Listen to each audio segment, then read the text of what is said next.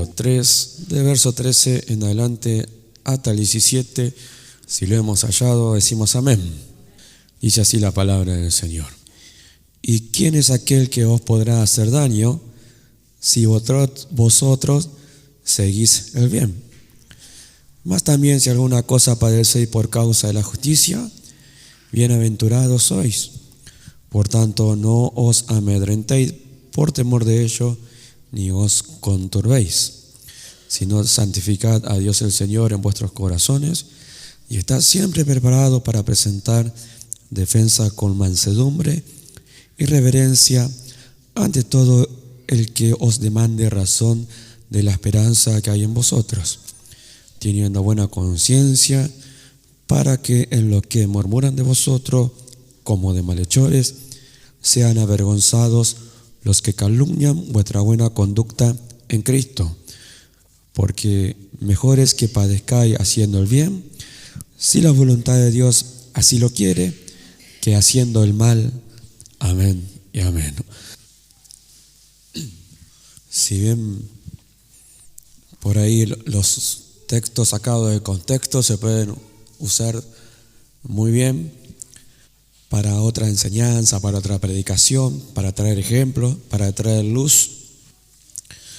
Pero lo que el apóstol Pedro estaba haciendo y la intención de él, que es enviarle esta carta a los hermanos que estaban siendo perseguidos por Nerón, los romanos que estaban persiguiendo a los cristianos para apresarles, para llevarlos ante los tribunales, para terminar condenándolos.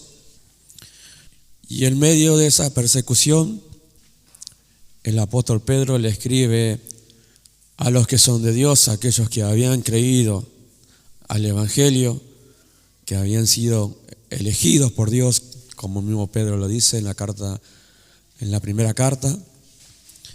Y acerca de lo que el apóstol Pedro sabía que estaba aconteciendo, de que no era un momento muy fácil de sobrellevar, que aunque uno lo lee hoy en las Escrituras y Dios nos hace entender, si bien ese momento era un momento de mucha crueldad contra los cristianos, que hasta llegaban a padecer múltiples torturas, los incineraban a los cristianos, los mataban, los cerraban, jugaban con los cristianos hasta darle muerte.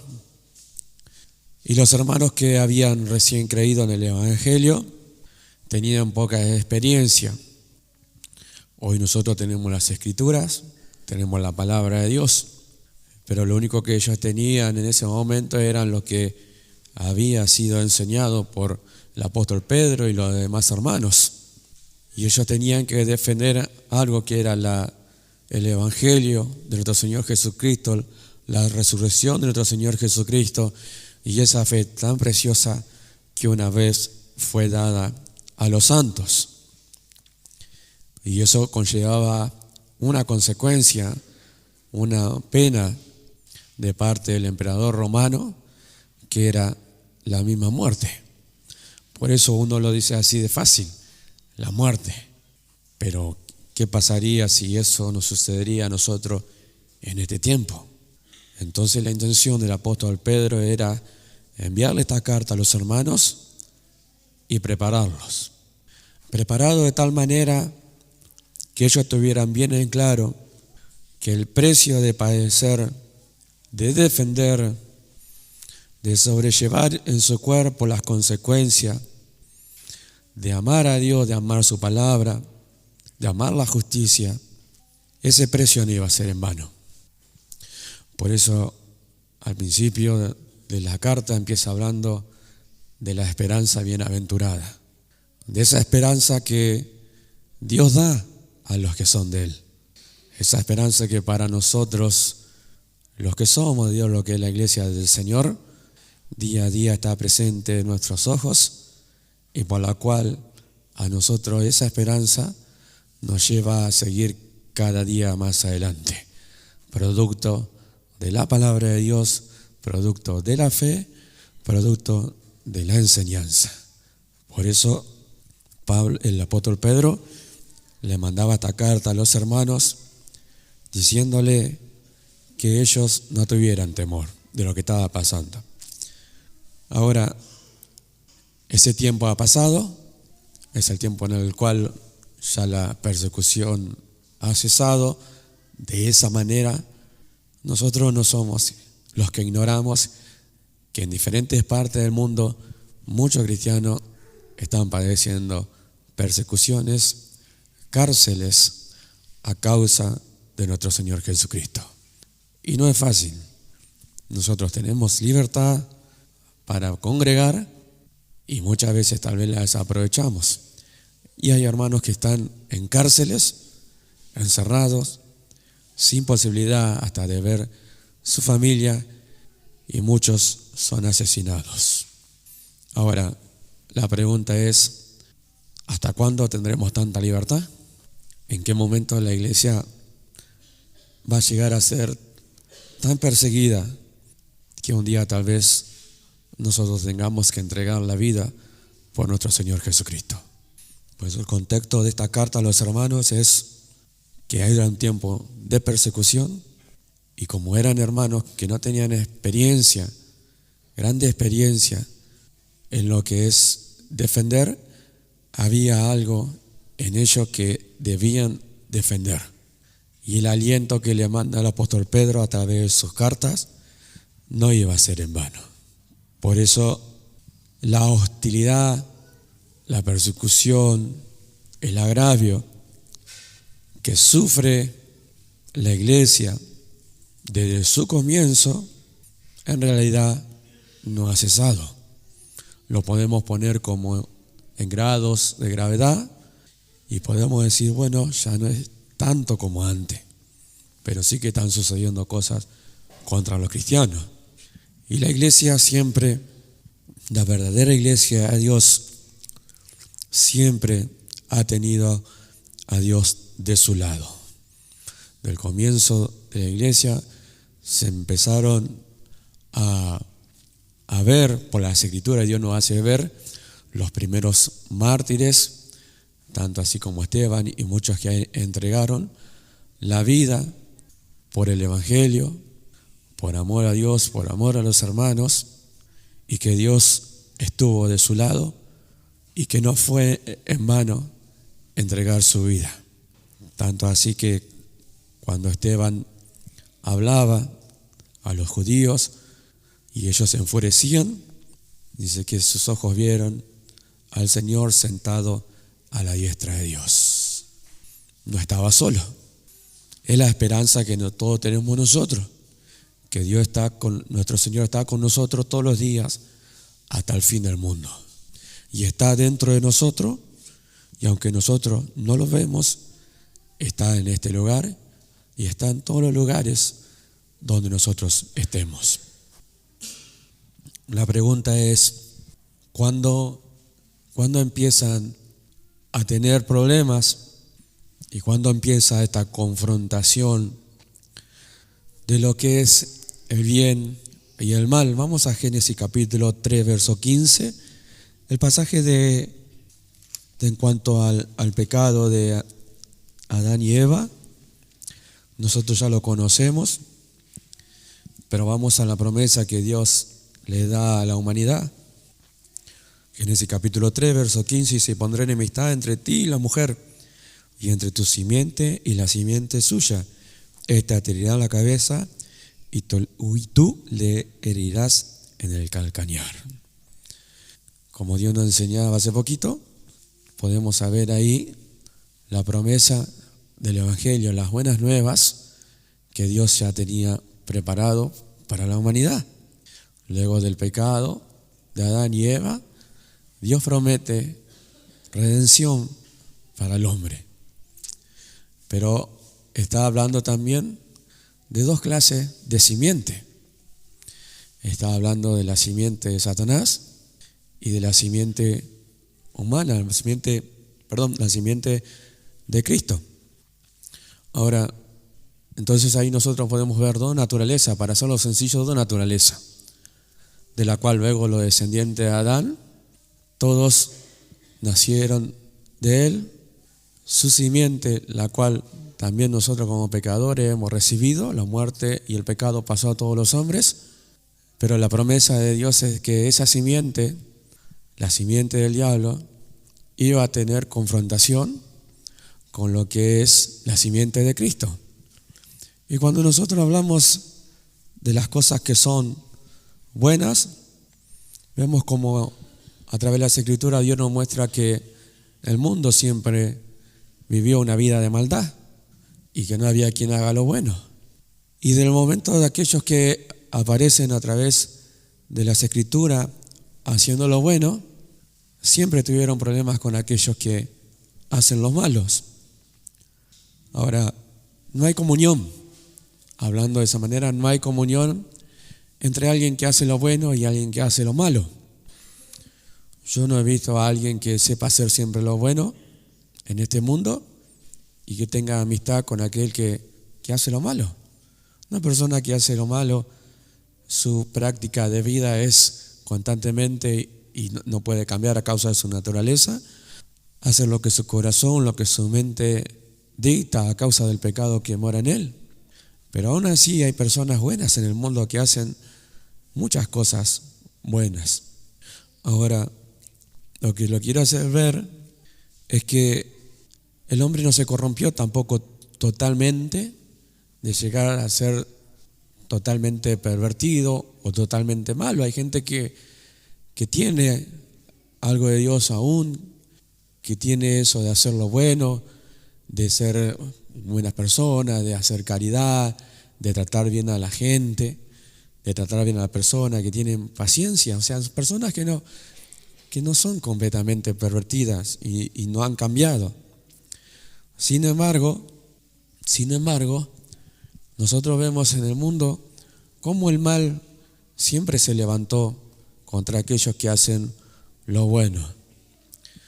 Y va a seguir siendo después lo vamos a ver un poquito más adelante y poner ejemplo de cómo siempre va a ser un constante combate, y lo vemos desde el principio de la creación, ese mal contra lo que es lo bueno.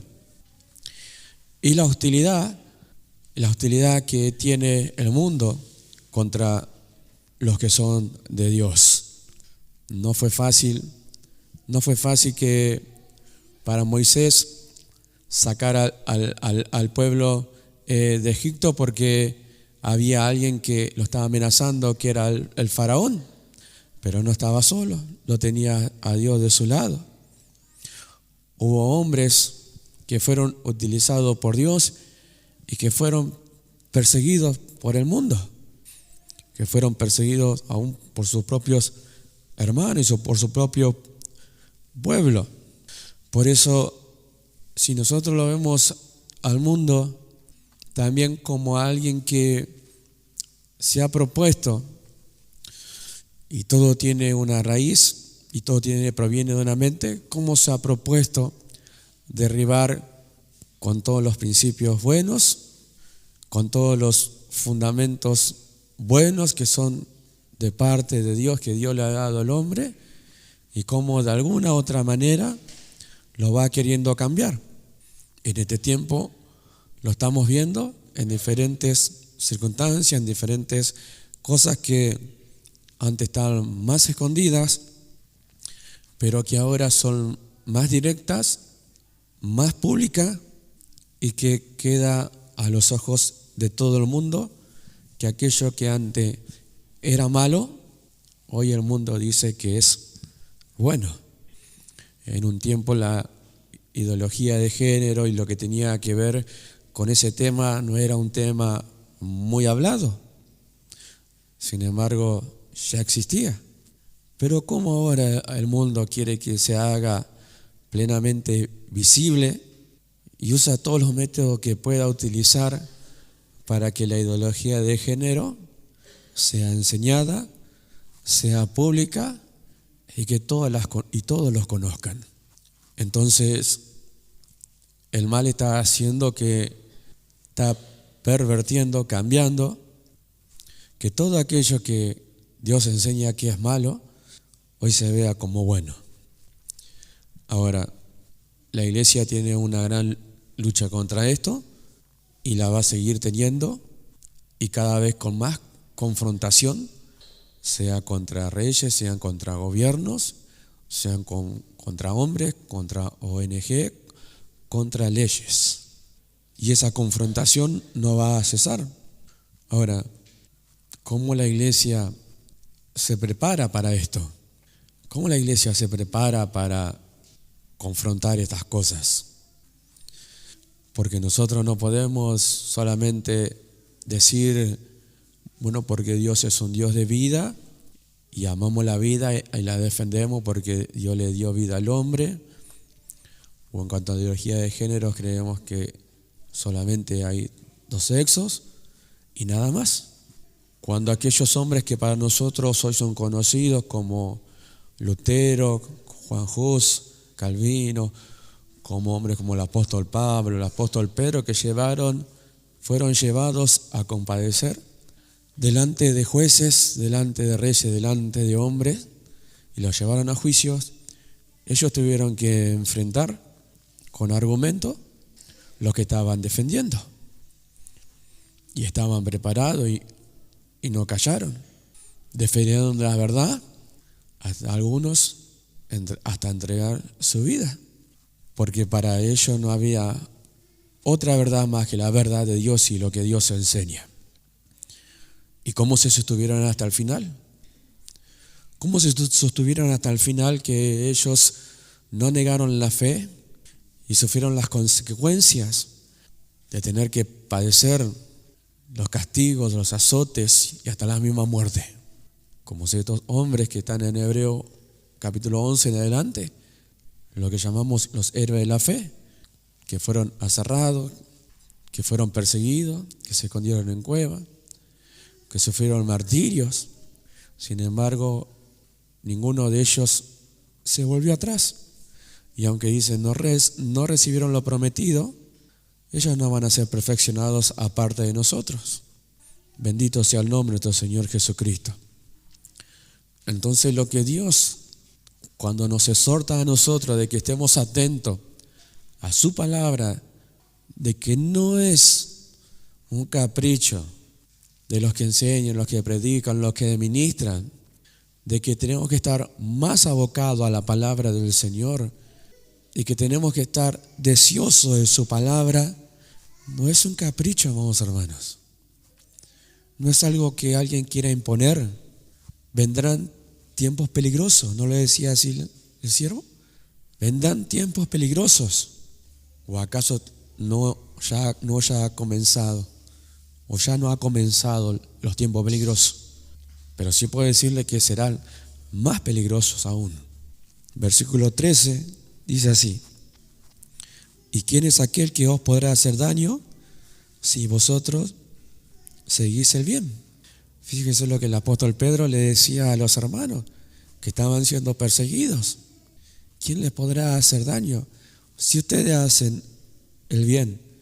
Y viene hablando un poquito más arriba en el versículo 8, lo podemos leer, capítulo 3 de 1 Pedro, verso 8, dice: finalmente ese todo mismo sentir, compasivo, amándonos fraternalmente, misericordiosos, amigables, no devolviendo mal por mal, ni maldición por maldición, sino por el contrario, bendiciendo, sabiendo que fuiste llamados para que heredase bendición, porque el que quiera amar la vida y ver días buenos, refrende su lengua de mal y sus labios no hablen engaño.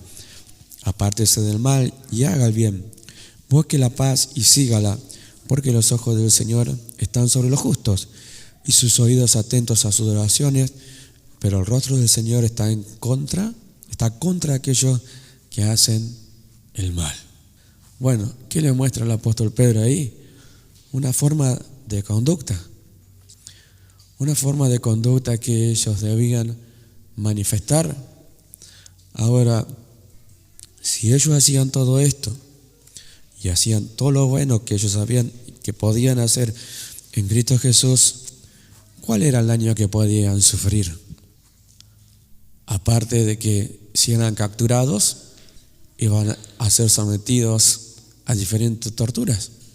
Por eso le decía al principio que lo primero que el apóstol Pedro le habla es acerca de la esperanza, le habla de la fe y luego le habla de cómo defender esa fe que habían recibido. Ahora, la pregunta es, ¿alguna vez alguien condenó el bien? ¿O alguien fue condenado por hacer el bien? ¿Acaso alguna vez nosotros como padres castigamos a nuestros hijos por hacer el bien? ¿Verdad que no? Ahora, los hermanos sabían hacer el bien, ya no eran lo mismo. Ahora, de igual manera, eran perseguidos. ¿A causa de qué? A causa de que hacían lo bueno, a causa de que hacían el bien, a causa de lo que Dios nos dijo primero, a causa de esa hostilidad, esa persecución contra los cristianos. Y hablamos de la iglesia del Señor, que su esencia es hacer el bien. ¿Qué otra cosa podemos hacer nosotros? ¿Qué otra cosa podemos hacer nosotros teniendo la naturaleza de Dios? Que Dios es amor, que Dios es misericordioso, que es Dios de toda gracia, que hemos recibido la deidad de Dios en nuestro corazón, en Cristo Jesús, por medio del Espíritu Santo que nos fue dado. ¿Qué otra cosa puede hacer aquel que es de Dios? ¿Seguirá haciendo lo malo? El apóstol Pedro dice, de ninguna manera. Perseveraremos en el pecado, seguiremos haciendo lo malo para que la gracia del Señor abunde y siempre Dios nos esté perdonando. Y eso se terminó. Del momento que vamos creciendo, eso va quedando de lado. Entonces, si nosotros hacemos el bien, si los hermanos hacían el bien, ¿quién podría hacerle algo malo? Y no estamos hablando ya de castigos ni de tortura, porque ese castigo era en el cuerpo. Ahora, la palabra hacer el bien tiene el significado de alguien que está apasionado por hacer lo bueno, apasionado por ser lo recto, apasionado por solamente hacer justicia y que no sabe hacer otra cosa. No está en él hacer lo malo, no está en él hacer maldad, ni practicar la maldad. Ahora, lo justo sería en el mundo que se castigue la maldad y vemos como las cárceles están llenas de hombres malos y perversos que han cometido diferentes delitos. Pero ¿qué delito estaban cometiendo los hermanos? ¿Qué delito comete aquel que hace el bien en el mundo? ¿Qué delito comete aquel que sirve a Dios y que solamente está haciendo lo bueno? Entonces no es justo. Entonces no era justo que los hermanos sean perseguidos por hacer lo bueno. Pero tiene su comienzo, el mal contra el bien y el bien contra el mal. Tuvo su comienzo del principio de la creación. La iglesia sufre por hacer justicia. Bendito sea el nombre del Señor.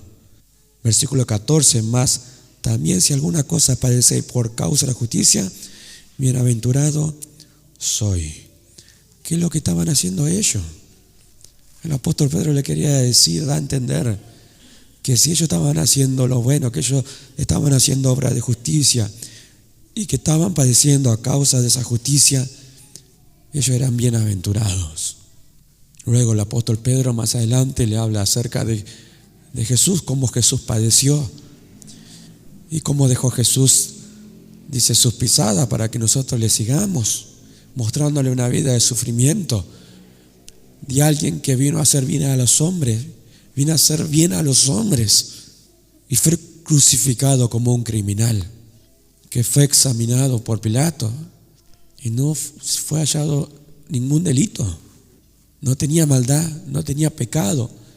Lo único que hizo en este mundo es beneficiar a los hombres, sanándoles, enseñándoles, resucitando muertos, dándole de comer. No había ningún motivo para que sea crucificado. Sin embargo, terminó siendo condenado como un criminal, como alguien digno de muerte. Y lo único que hizo en este mundo es hacer bien a los hombres. ¿Cuánto damos gloria a Dios? Caminaba Jesús y ahí estaban aquellos que se escondían o abiertamente buscaban alguna palabra o algún motivo para acusarle a Jesús. para poder juzgarle y darle muerte. Pero no hubo palabra corrompida que saliera de su boca, no hubo acto que nuestro Señor Jesús hiciera que sea digno de ser culpado. Un hombre santo, justo, perfecto, el Hijo de Dios, manifestándose en la tierra. La iglesia del Señor, como cuerpo de Cristo, manifestándose en la tierra. Y perseguida de la misma manera. Por eso la maldad, siempre Dios nos dice, no cesa su actividad. Por todos los medios busca destruir, por todos los medios busca hacer caer, por todos los medios busca engañar a los que son de Dios. Y no va a cesar, pero tenemos que ver algo, que a medida que pase el tiempo, la maldad va a seguir aumentando y los combates, los contraataques contra la iglesia van a ser más fuertes. La justicia de este mundo condena a los hombres si hacen lo malo y absuelve a los que son buenos y no tienen ninguna culpabilidad. Vamos a San Juan capítulo 3, verso 19, para que veamos nosotros cómo dice: y esta es la condenación, que la luz vino al mundo, y los hombres amaron más las tinieblas que la luz, porque sus obras eran malas. Porque todo aquel que hace lo malo aborrece la luz, y no viene a la luz para que sus obras no sean reprendidas. Mas el que practica la verdad viene a la luz para que sea manifiesto que sus obras son hechas en Dios. La luz, nuestro Señor Jesucristo, vino a este mundo y hace poquito Dios nos decía: el pueblo que moraba en tiniebla vio gran luz, y era Cristo en la tierra, la luz del mundo. Sin embargo, los hombres malos se alejaron de la luz y las tinieblas no prevalecen contra la luz, pero sí la luz expone todo lo que antes estaba en la oscuridad. En un lugar oscuro no se ve nada, pero si prendemos la luz, vemos todo lo que está dentro de un recinto, una pieza, lo que sea. Mientras el pueblo moraba en tinieblas no pasaba nada, todo era bueno, todo era justo. Los judíos, los maestros, los escribas hacían lo que ellos querían, enseñaban lo que ellos querían. Pero cuando vino la luz, empezó a descubrir la conducta y los corazones de aquellas personas malvadas. Y dice: los hombres amaron más las tinieblas que la luz. Amaron más las tinieblas, amaron más las obras malas que aquel que era la luz. Pero queda expuesto todos aquellos que eran malos y no vienen a la luz para que sus obras no sean reprendidas. Amén. Ahora, para que nosotros veamos cómo la justicia, la verdad, lo bueno, lo que es justo, hace ver más claramente la injusticia de los hombres. Si nosotros estamos entre medio de personas que no conocen a Dios, que tienen su vida común y corriente y que para ellos les parece que la vida es así, hay una vida y hay que vivirla a la manera que uno quiere, y tal vez se emborrachan, fuman, no sé, se drogan. Si nosotros, como la luz de este mundo, no alcanzamos a hacer esa diferencia, nosotros seríamos como ellos. Nosotros seríamos tan injustos y tan malos como ellos. Pero como no somos de la luz y no hay ninguna comunión entre las tinieblas y la luz, entonces nos separamos. Entonces queda bien expuesto quiénes son los que hacen lo malo y quién es el que hace lo bueno. ¿Y quién es el que hace lo bueno? Los que son de Dios, los que son la luz de este mundo, los que son la sal de la tierra. Y no se puede contaminar, no hay mezclanza, no hay comunión con las tinieblas. Por eso no hay ninguna clase de que nos introduzcamos nosotros a vivir una vida semi-cristiana, semi-religiosa, mitad y mitad. No hay manera de que hagamos eso. Si somos de la luz de una vez y para siempre. Antes éramos tinieblas, ahora somos la luz de este mundo, que resplandece en medio de una generación maligna y perversa. Si es que realmente resplandecemos en una generación de tal magnitud, si es que realmente los hombres se dan cuenta de que verdaderamente somos cristianos, somos hijos de Dios, que somos diferentes a ellos y que nada tenemos que ver con ellos. Y no estamos hablando de que no le hablemos, no estamos hablando de que, no hagamos algún chiste, estamos hablando de otra cosa. Y nosotros lo entendemos. Amén. Primera de Juan capítulo 3, versículo 12. Primera de Juan capítulo 3, verso 12. Dice, no como Caín, que era del maligno y mató a su hermano. ¿Y por qué causa le mató? Porque sus obras eran malas y las de sus hermanos eran justas. Alguien condenado por su propio hermano a muerte porque sus obras eran justas. La lucha del bien y el mal. Abel presentó mejor ofrenda delante de Dios y como Dios le había enseñado, no se equivocó. Mas la ofrenda de Caín fue sagrado delante de los ojos de Dios. Una obra justa delante del Dios justo hizo que un hombre injusto, Caín, que era del maligno, se levantara contra su hermano. Quedó expuesta su maldad. Quedó expuesto que Caín era una persona que obraba de mala manera. Si bien el apóstol Juan es muy exacto y muy directo, dice, era del maligno, no era de Dios. Por eso es que obró de esa manera. Su vida, su práctica era hacer maldad, era un hombre malo. Pero tenemos a Abel el justo, que agradaba a Dios. Sin embargo, para que nosotros comparemos esa confrontación que hay y hasta dónde llega la maldad del hombre a causa de la justicia, a causa de ser lo justo, que su propio hermano le dé muerte por envidia, por celo, por rencor. Entonces vemos ahí cómo lo malo actuando contra aquel que hacía lo bueno. ¿Desde cuándo? Desde el principio de la creación. Y así fue, así será hasta el fin de los días en el mundo. La hostilidad, el combate de todo lo que es malo contra todo lo que se llame Dios, contra todo lo que sea de Dios, contra todo lo que Dios ha establecido en este mundo, y no va a cesar. Amén. Y no va a cesar.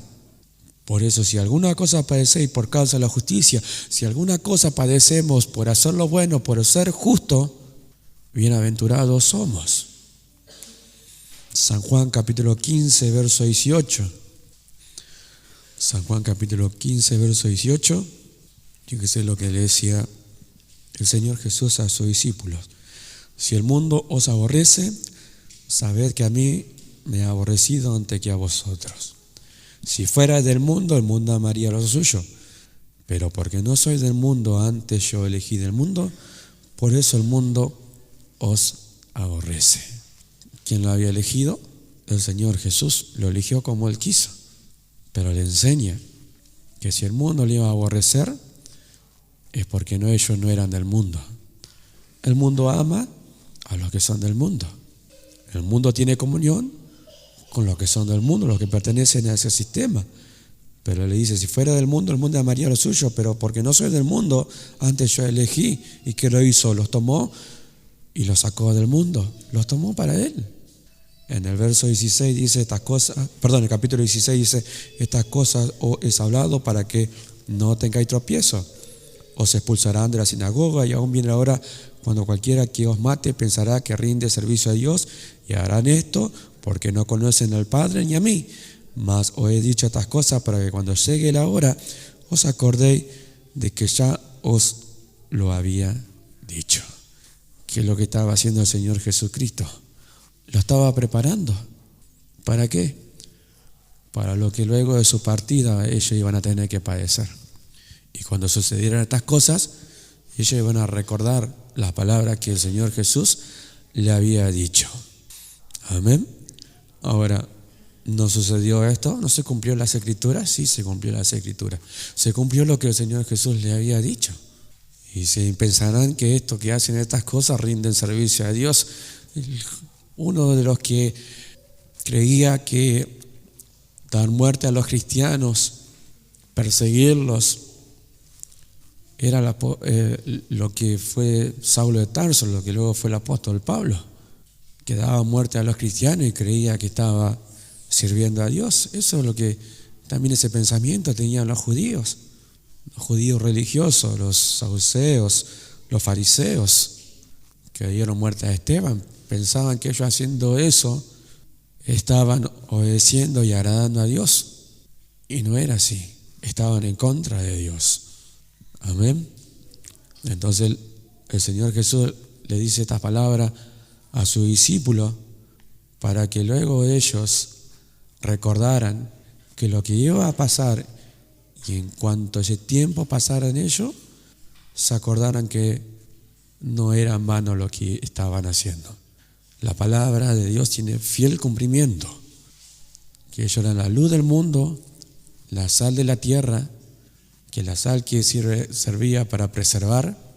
Ahora nosotros también, como sal de este mundo, estamos para preservar todo lo que es bueno, todo lo que es justo, todo lo que es santo, todo lo que Dios ha establecido y nos ha enseñado, para que su palabra no vuelva a Dios vacía y que corra y sea glorificada, y lo que tengamos que pasar en este mundo no sea en vano, y no va a ser en vano. Por eso hay un reino celestial preparado para los que son de Dios. Si hacemos lo bueno, si hacemos justicia, entonces somos bienaventurados. Nosotros tenemos conocimiento de que significa dichoso, alegre, 3 veces alegre, gozoso, la palabra bienaventurado, pero también tiene el significado de privilegiado, de alguien afortunado. En Filipenses capítulo 1, verso 29 dice que se nos ha concedido a nosotros no solo que creamos en Él, sino que padezcamos por Él. O sea que no solamente se nos ha concedido que creamos en nuestro Señor Jesucristo, creamos en Dios, sino que también padezcamos a causa de Él.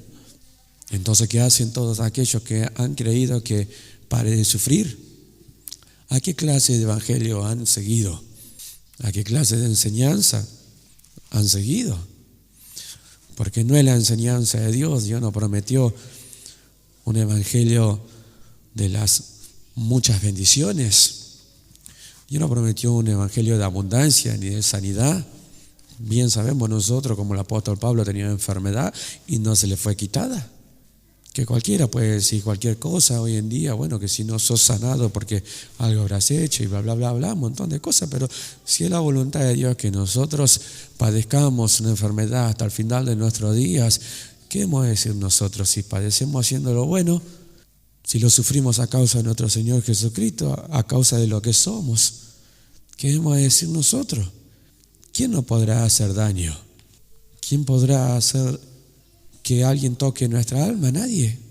Bendito sea el nombre de nuestro Señor Jesucristo. Por eso hay cosas que nosotros debemos seguir preservando, tal como Dios nos enseñó. Da una referencia así nomás, pero van a venir muchas leyes en contra de la iglesia. Muchas leyes en contra de la iglesia que van a querer que la iglesia acepte, pero va a ser algo que no se va a poder aceptar. Ahora, ¿cómo se va a defender? ¿Cómo se va a defender cuando vengan tal vez y busquen? No lo sé si va a pasar.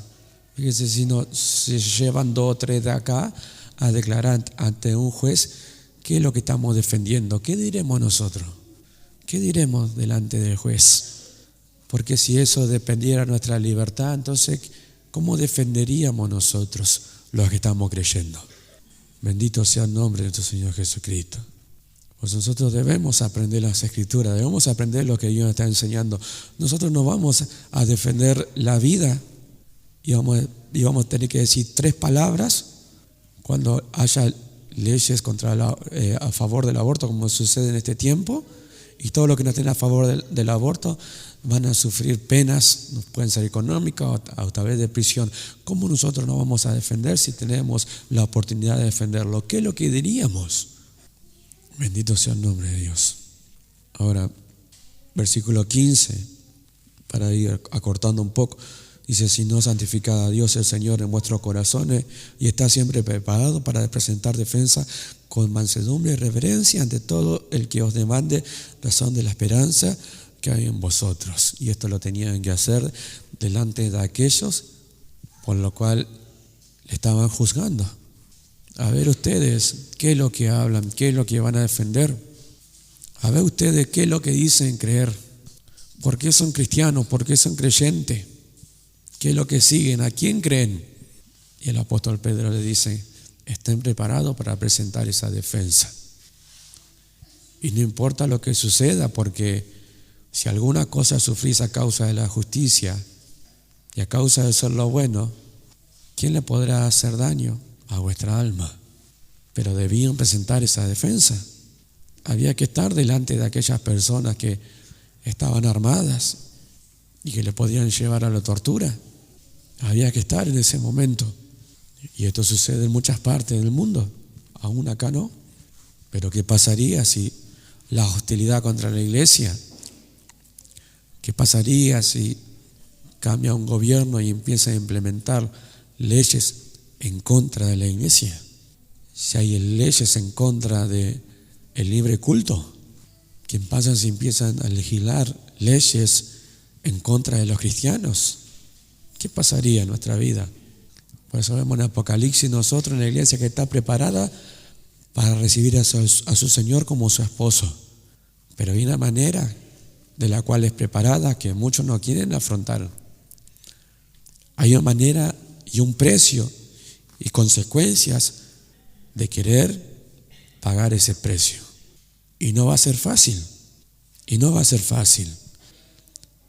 Daniel capítulo 3, verso 18. Daniel capítulo 3, verso 18, todos conocemos el pasaje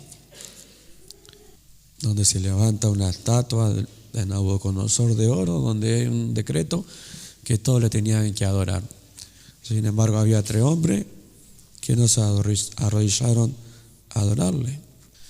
Daniel capítulo 3, versículo 16, para entenderlo, dice: Sadrach, Mesach y Abednego respondieron al rey Nabucodonosor, diciendo: no es necesario que te respondamos sobre este asunto. He aquí nuestro Dios a quien servimos puede librarnos del horno de fuego ardiendo, y de tu mano, oh rey, nos librará. Y si no, sepas, oh rey, que no serviremos a tus dioses, ni tampoco adoraremos la estatua que has levantado. Sino santificad a Dios en vuestros corazones. No se iban a arrodillar a adorar la estatua, y tenían plena confianza de que Dios era todopoderoso para que la llama del horno ardiendo no les llegaran a tocar. Pero dice: y si no, dice: sepa, oh rey, no serviremos a tus dioses, ni tampoco adoraremos la estatua que has levantado. Y estaban a punto de ser metidos en un horno de fuego. Fíjese, no tenían el Espíritu Santo, pero sí había una cosa: conocían a Dios, conocían a su Dios, conocían qué tan grande y tan poderoso era Dios. Tenían comunión con Dios. Dios le conocía a ellos. Dios estaba de su lado. Y aunque a causa de hacer lo bueno, lo recto, lo justo delante de Dios, a causa de que su corazón siempre agradó a Dios, ellos fueron condenados allí, sentenciados a ser echados al horno ardiendo. ¿Y qué habían hecho? ¿Habían hecho algo malo? No. ¿Habían hecho algo injusto? No. Sin embargo, fueron perseguidos por hacer lo bueno, por adorar a Dios. Sin embargo, mantuvieron su integridad delante de Dios a pesar de todas las circunstancias. ¿Y quién le podría hacer daño a ellos? Nadie. Aún sufriendo la muerte, ¿quién le podría hacer daño? No tuvieron temor. No tuvieron temor de padecer o de ser echados al horno de fuego. No había temor en su corazón, porque el perfecto amor echa fuera el temor. El amor hacia Dios hace que no haya temor en el corazón, un corazón confiado a Dios, un corazón que a pesar de las circunstancias no se va a volver, va a sufrir, va a padecer lo que tenga que padecer por amor a Dios, por amor a la humanidad, y que no se va a negar a seguir haciendo lo bueno y a defender lo que es justo delante de Dios, de seguir haciendo lo bueno, hacer aquellas cosas buenas que Dios le ha enseñado. Y aunque vengan leyes, y aunque vengan los perseguidores, y aunque vengan las tribulaciones, y aunque vengan aquellos que quieren amedrentarnos, atemorizarnos, la iglesia del Señor no se va a detener, no va a tener miedo, porque conoce a su Dios, conoce su promesa, sabe que Dios está con él. Sabemos que Dios está con nosotros, que Dios no nos ha desamparado, que hay promesas eternas, que hemos sido bendecidos con toda bendición espiritual. Y el Señor Jesús a sus discípulos les enseñó: no teman lo que el hombre le puede hacer al cuerpo, más bien tema a aquel que puede echar su alma al fuego eterno. Y este es Dios. Por eso es mejor padecer a causa de la justicia, a causa de hacer lo malo, que a causa de hacer lo malo. Es mejor haciendo lo bueno. Y aunque muchos no tengan como las personas que estamos fingiendo religiosos, que en un momento digan que todas las cosas son mentiras, que inventen cosas, nosotros vamos en un proceso de perfección. Con los muchos errores que tenemos, con la mucha falencia, con el crecimiento que hasta aquí nos ha dado, no lo hemos alcanzado todo, no hemos alcanzado la perfección aún. No somos lo suficientemente maduros y perfectos, aún no lo hemos alcanzado. No es el tiempo, pero llegará el tiempo, sí, amados hermanos, que la venida del Señor cada día se acercará más. Se acercará más, se acercará más. ¿Y qué es lo que hemos de decir nosotros? ¿Debemos dar razón de la esperanza que hay? ¿Cuál es nuestra razón? Eso quiere decir evidencia o argumento.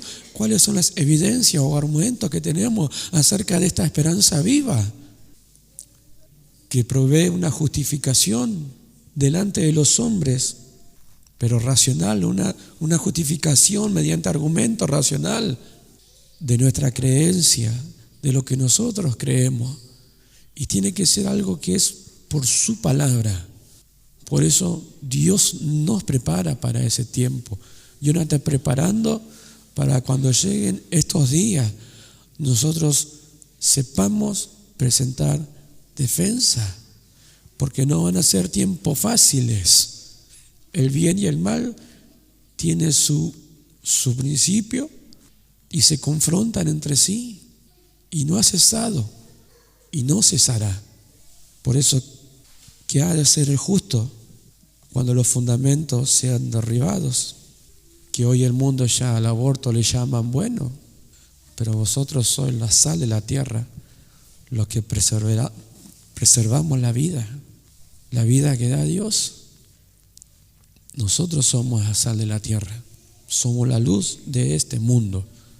Y la luz contra las tinieblas, dice, contra la luz no prevalecieron, sino que la luz avanza y nadie la puede detener. Y esa es la iglesia del Señor.